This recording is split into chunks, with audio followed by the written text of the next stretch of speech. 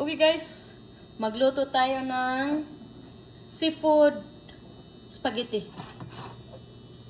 So, lagay tayo ng oil dito. Gisahin natin yung lamas natin. Ayan.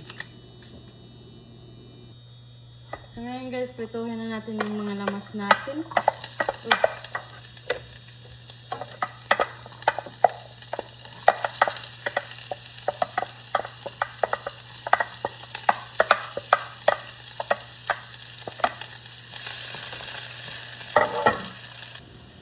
So ngayon guys, ilagay na natin yung shrimp at saka squid.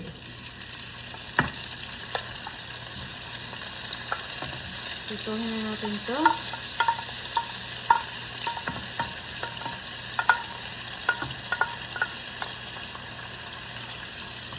Ayan. So lagyan pa na natin itong lamas guys. Lagay tayo ng black pepper. Lagyan black pepper at saka asin. Kasi lagyan natin yung tubig mamaya. Then, soy sauce. Ayan. Haluin na natin ito hanggang maluto.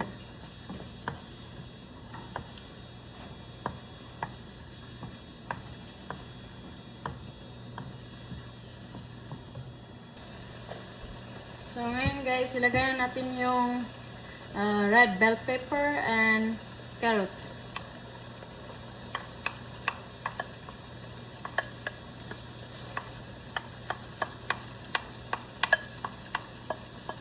So, matluto din to while waiting sa squid na maluto. Haluin na natin to.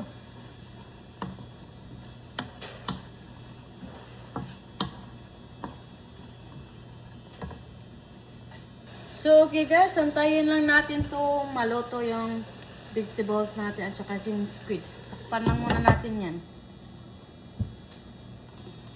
So, tingnan natin guys kung luto na ba ang vegetables at saka yung squid natin.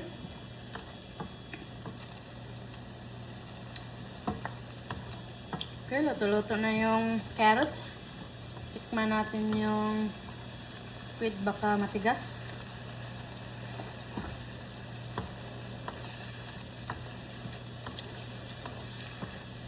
Check na lang.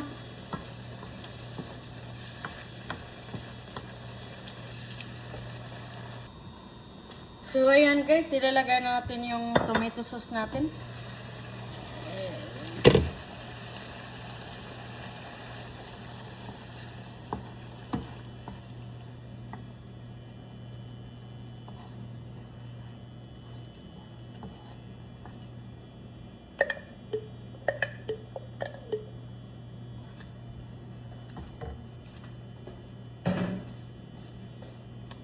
So, haluin na natin to guys.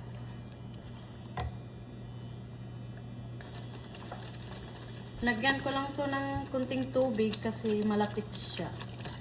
Ayan. Hindi masyado malapit guys.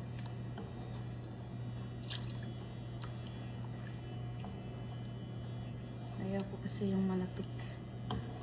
Masyado. So, ayan. So, pakuluan lang natin to. Ulit. So, ngayon guys, ilagay na natin yung noodles natin.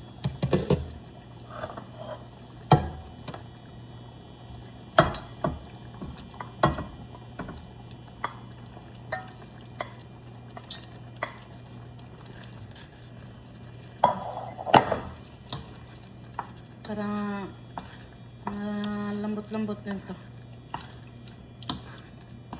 Yan ang tsura guys.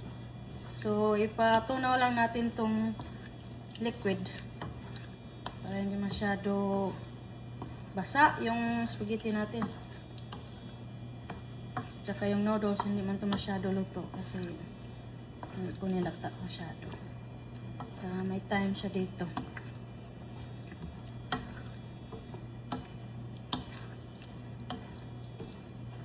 So, yun yung itsura guys. So, pakita ko maya. So, okay guys. Luto na ito guys.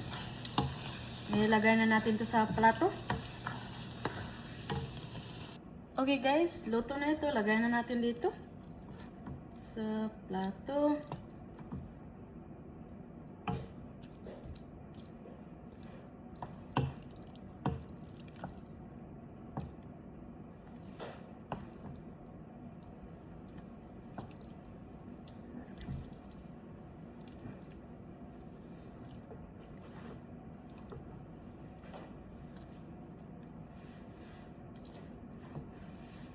I can smell the squid.